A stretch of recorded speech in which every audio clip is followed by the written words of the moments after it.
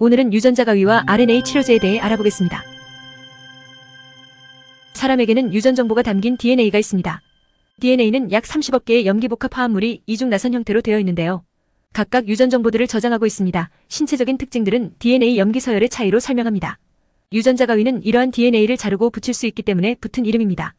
유전자를 자를 수 있는 단백질을 활용하는 것입니다. 유전자 가위는 유전체에서 원하는 부위의 특정 염기 서열을 인식한 후 해당 부위의 DNA를 정교하게 잘라내는 데 이러한 유전자 교정은 표적이 된 유전자를 정확히 찾아가 이로운 방향으로 유전자를 변형하는 것입니다. 기존 1세대, 2세대보다 정확도와 효율성을 개선한 것이 바로 3세대 크리스퍼인데요. 유전자 변형과 유전자 편집은 다르다는 걸 아시나요? 예를 들어보겠습니다. 사과의 크기를 키우고 싶다면 어떻게 해야 할까요? 사과보다 큰 배의 유전자를 사과에 인위적으로 주입해서 크기를 키우는 방법을 씁니다. 이렇게 자연적으로는 불가능한 외래 유전자를 삽입하는 게 변형입니다. 유전자 가위는 외래 유전자 대신 사과 자체의 유전자 일부를 편집하는 방식을 씁니다. 사과의 크기를 결정하는 DNA를 절단해서 예전보다 크기가 큰 사과를 만들어내는 것입니다.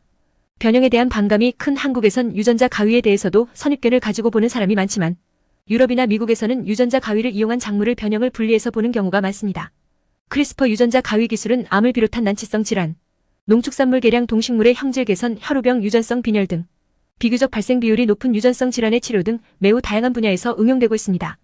인류의 난제인 질병, 식량, 에너지 문제 등 다양한 범위에 적용하여 문제를 해결할 수 있기에 활용 가치가 높은 기술입니다.